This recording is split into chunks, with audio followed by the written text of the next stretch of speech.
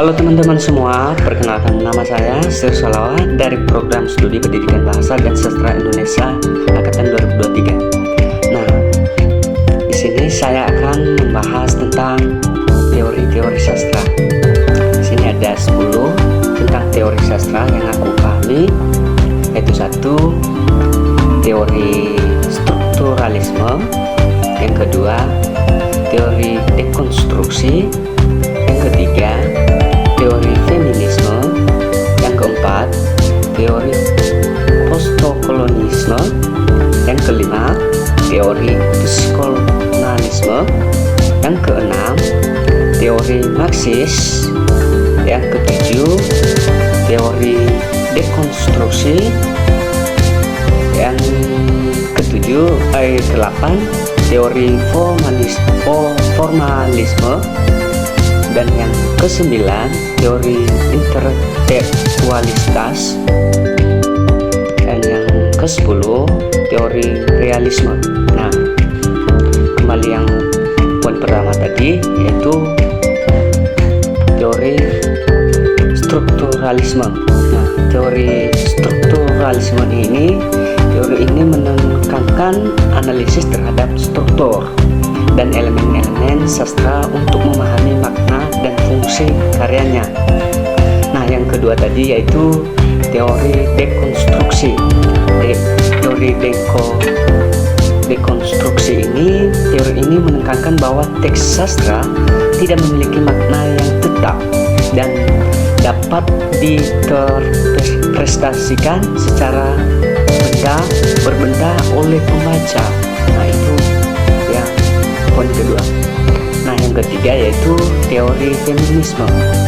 Teori feminisme ini menekankan analisis terhadap peran gender dalam karya sastra dan bagaimana hal itu mempengaruhi interpretasi dan penilaian terhadap karya sastra.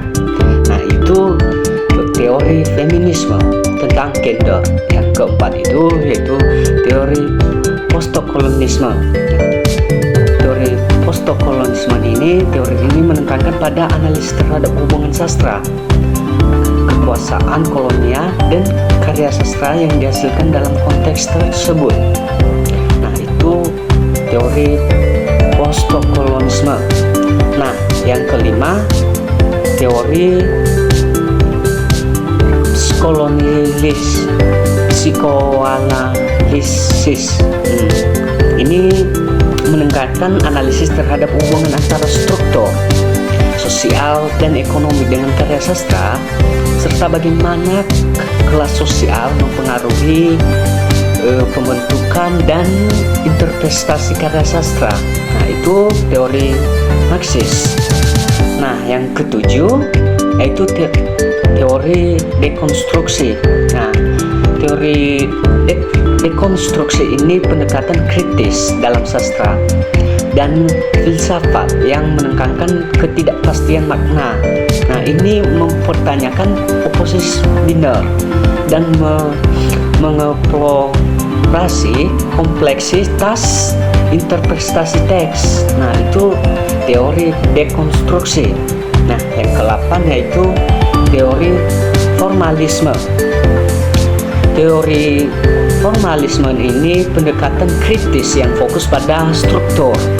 Nah, di mana internal teks selepas dari konteks sejarah atau kehidupan penulisnya, dengan penekanan pada elemen-elemen formal seperti gaya bentuk dan bahasa. Itu salah satu contoh teori formalisme. Nah, yang ke-9 yaitu teori intertekstualitas. Nah, ini fokus pada konsep yang menyoroti hubungan saling ketergantungan antara teks-teks, di mana sebuah karya dapat merujuk atau tergantung pada karya lain untuk memberikan makna tambahan. Nah, ini yang terakhir ke-10 yaitu teori realisme. Nah, teori realisme ini pendekatan sastra yang menekankan representasi yang akurat terhadap kehidupan dan penggambaran dunia nyata dengan fokus pada detail, karakterisasi yang kuat, dan penciptaan dunia yang konsisten. Nah, mungkin itu saja pembahasan dari saya tentang teori-teori sastra. Semoga teman-teman semua bermanfaat. Sekian dan terima kasih.